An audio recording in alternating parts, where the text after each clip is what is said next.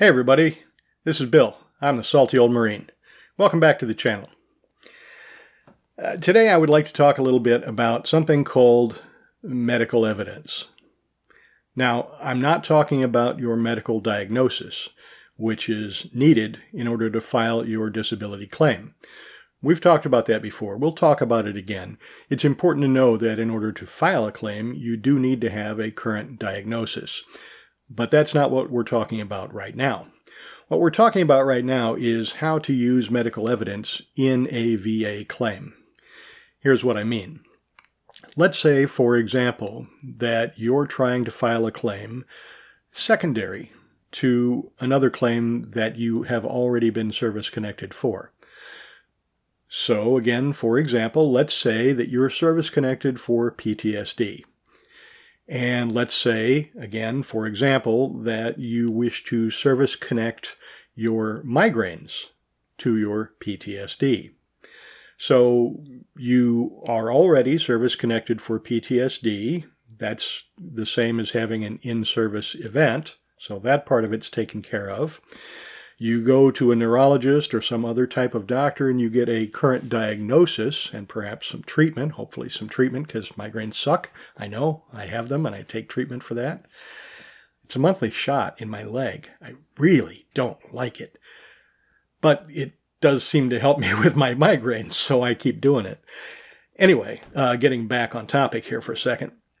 So we know that we have to have the in-service event. We know we have to have a current diagnosis. Great. So we've got those two things. Now, our job is to try to establish what they call a nexus, a connection between the in-service event, well, in this case, it's already service-connected, it's PTSD, and the current diagnosis, which is migraines. And that's not automatic. So the VA is not going to connect the dots for you. Well, typically they're not. They're not going to do any extra work, let's put it that way. So the fact that you have PTSD and you're service-connected and that you're claiming a migraine doesn't mean that they're just going to say, oh, okay, yeah, migraines are definitely caused by PTSD, so you win your claim, Mr. or Miss Veteran. Maybe not. So we have to do some work. Now, one way to do that is to get what they call a independent medical opinion, an IMO, also known as a Nexus letter. It's great if you can get your medical provider to write that for you. It's great if you go out and buy one from how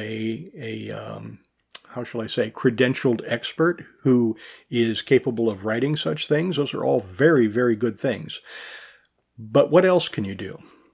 Well, one thing you can do, and the VA actually appreciates this according to what I've been told, is you can submit your own medical evidence. What do I mean by that? Well, in addition to your current diagnosis, there's a lot of documentation out there that may tend to support that nexus that you're trying to create, right, between the in-service event and your current diagnosis. So if you're trying to service connect, again, using my example, PTSD and migraines, there are scientific articles out there, there are medical articles out there where the studies have been done that show that people with PTSD are more likely to develop migraines, to suffer from migraines.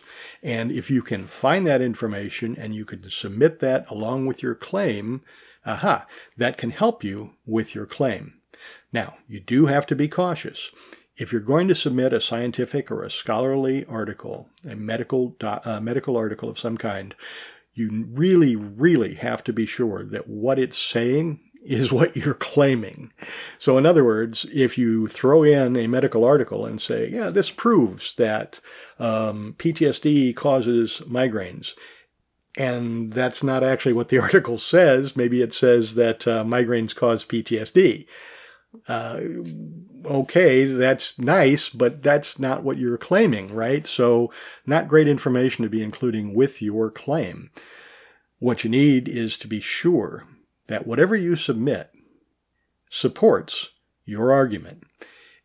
Many of these articles are written in very dense language. They're very legalistic. They're very heavy on the medical terminology. It may take some work to tease out what they're actually saying, but typically there's some sort of a summary that's pretty much decipherable by the average person. You're just going to have to take the time to read it and to make sure that you understand it before you decide to submit it. Here's some places where you can look. I've got this written down here. PubMed, P-U-B-M-E-D. I'm going to put a link in the description to these. It's the largest free database of medical research. So, for example, you could put in search keywords like PTSD, migraine, veterans. 3 words, PTSD, migraine, veterans. And if there are any medical records that tend to support your argument, you should be able to find them that way. Also, Google Scholar. Google Scholar is a type of Google search. It's specialized, and it pulls from academic papers, theses, and medical journals. I've tried it. It's actually quite useful. VA.gov. So the VA itself has done a lot of research, has a lot of documentation available, and because it's a government funded research, it's got to be freely available. So all that information is there for you to find and for you to include with your claim. Now you might think, hey, the VA's done all this research. Why do I have to put this in my VA claim? Won't they just find it? No, they won't find it. They don't care. They're not going to look this up for you. They're not going to do your work for you. It's all on you. I'm sorry. That's a fact. So yeah, use VA to find the information to give to the VA. It's crazy, but it's what we got. And finally, the National Institutes of Health, the NIH, they've got a lot of research articles that are available to the public. Even if you don't understand every word, you can print these out or link them in your claim as supporting evidence. So how do you use these in your claim? Well, there's a variety of ways. One is to simply include them with your claim and mention them in your personal statement. So when you make your personal statement, you might say something like, as shown in, and then put in your cite to your article. My migraines, I believe my migraines were more likely than not caused by my PTSD, which is service-connected. And then include, of course, that actual article. And another way you can use these is to bring them to your C&P exam. Print them out, bring them to your C&P exam. Show them to the C&P examiner, who may or may not have ever seen these before. C&P examiners do C&P exams, a lot of them, and they can be very rushed. And I wouldn't say that they're necessarily academic scholars of the medicine that they practice. I'm not trying to put them down. I'm just saying, again, it's not really their job to go that deep. That's really your job. So bring those articles with you. No guarantee that the C&P examiner will actually look at those, I'm sorry to say, but you never know. If you've got them with you and they look at them, that's better than if you don't have them with you and they would have looked at them, right? So just bring them. And if they say no, well, it's no. But at least you tried. At least you did the homework. Now, here's another thing that's interesting. If you take the time to find these articles and submit this and put it in your personal statement as a reference, and your claim gets denied anyway, this information that you included, which tends to support your theory, can be used in a later supplemental. So if you wish to dispute the denial, having that information in there can be incredibly valuable. So as a claim goes up through the channels and ends up maybe sometimes in front of the Board of Veteran Appeals, that information remains attached to it, and they will look at it. And that may tip the balance in your favor. Just want to talk about that one last time before we go. What is tipping the balance in your favor? Well, remember, the VA rates based on at least as likely as not. At least as likely as not. What does that mean? What it means is that given a 50-50 balance, right? So you've got evidence for you, you've got evidence against you. When they are in equipoise, meaning they are in 50-50 balance, the veteran is supposed to win the claim. So the benefit of the doubt goes to the veteran. That's in VA law.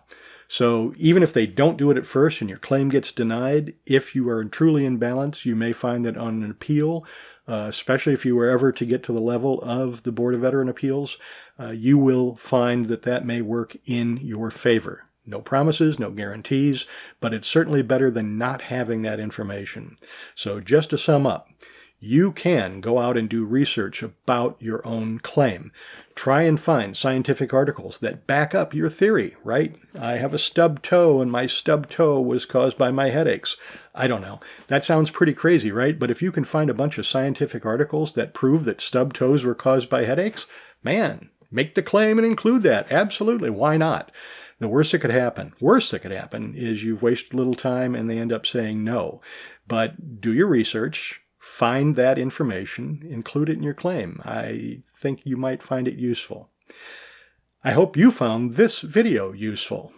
This is Bill. I am the Salty Old Marine.